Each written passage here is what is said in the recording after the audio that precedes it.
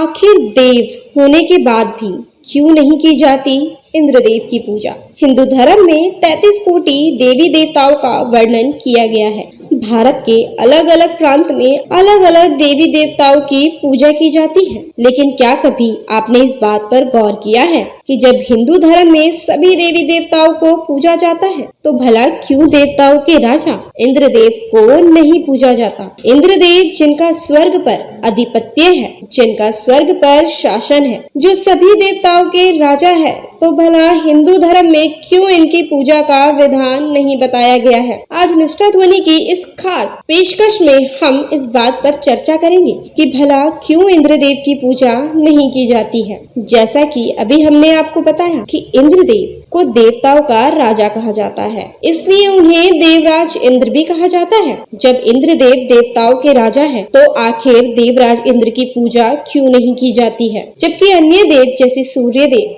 शनिदेव, चंद्रदेव आदि की पूजा होती है? आखिर ऐसी कौन सी वजह रही होगी जिसके कारण देवराज इंद्र की पूजा नहीं की जाती? और क्यों पूरे भारतवर्ष में देवराज इंद्र का एक भी मंदिर नहीं बना हुआ है? आपकी अधिक जानकारी के लिए यह भी बता दें कि पौराणिक कथाओं के अनुसार इंद्र किसी व्यक्ति विशेष का नाम नहीं था, बल्कि स्वर्ग की गद्दी जिसको मिलती थी उसको ही इंद्र की उपाधि दी जाती थी और उस व्यक्ति को ही देवराज इंद्र कहा जाता था। ऐसा माना जाता है कि इंद्रप्रस्थ पर जो भी आसीन होता था उसे हमेशा स्वर्ग लोक की गद्दी खोने का डर लगा रहता था, इसलिए वो हमेशा ही अपने से ज्यादा शक्तिशाली साधु या राजा की तपस्या को स्वर्ग लोक की अप्सरा रंभा, उर्वशी और भी कई सुंदर सुंदर अप्सराओं को साधुओं के पास भेजकर उनकी तपस्या को भंग कर दिया करता था या राजाओं के युद्ध के अश्व में घोड़े को चुरा लेता था। ऐसी ही एक कथा का वर्णन पुरानी कथाओं में मिलता है, जिसमें यह बताया गया है कि क्यों इंद्रदेव की पूजा धरती लोक पर या कहीं भी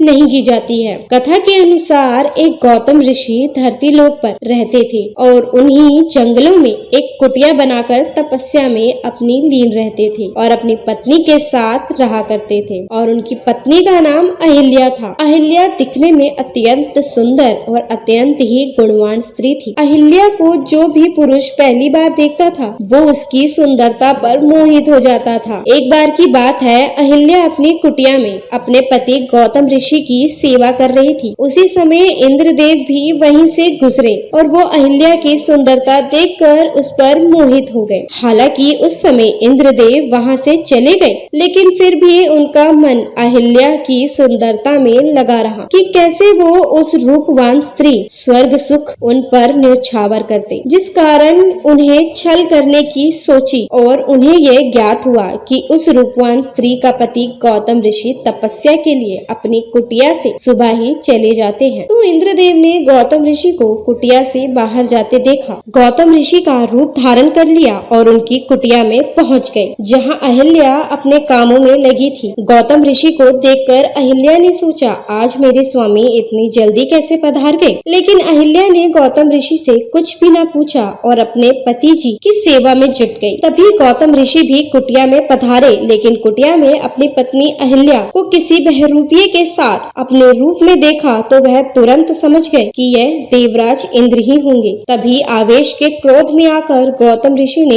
इंद्रदेव को श्राप दे दिया कि जिस पत्नी की योनि के लिए तुम इतने अशक्त रहते हो, वही 1000 योनियां तुम्हारे शरीर पर निकल जाए और देवताओं के राजा होने के बाद भी धरती लोक पर तुम्हारी पूजा न के बराबर हो। और अपनी पत्नी अहिल्या को पत्थर बनने का श्राप दे दिया। ये सुनते ही इंद्रदेव अपने वास्तविक रूप में आ गए और गौतम ऋषि के पैरों को पकड़कर उनके सामने गिड़गिड़ाने लगे। इंद्र को ऐसा गिड़गिड़ाते देख गौतम ऋषि को उन पर दया आ गई और उन्होंने इंद्र के शरीर पर उगी 1000 योनियों को आंखों में परिवर्तित कर दिया। लेकिन अहिल्या के बार बार कहने के बाद भी गौतम ऋषि ने उनकी एक न सुनी, एक शिला में परिवर्तित कर दिया। किंतु त्रेता युग में भगवान विष्णु श्री राम के रूप में अवतार लेंगे और वनवास के दौरान तुम्हें स्पर्श करेंगे। उनके स्पर्श से ही तुम्हारा पाप धुलेगा और तुम वापस अपने स्त्री रूप को प्राप्त करोगे। ऋषि के श्राप को धारण करते हुए अहिल्या पत्थर की शिला बन गई और घोर प्रतीक्षा के बाद श्री राम के पावन चरणों के स्पर्श से पुनः स्त्री रूप में प्रकट हुई। तो ये थी पूरी वजह कि आखिर क्यों नहीं की जाती हिंदू धर्म में इंद्रदेव की पूजा। ऐसी ही जानकारियों के लिए बने रहें और देखते रहें निष्ठा ध्वनि।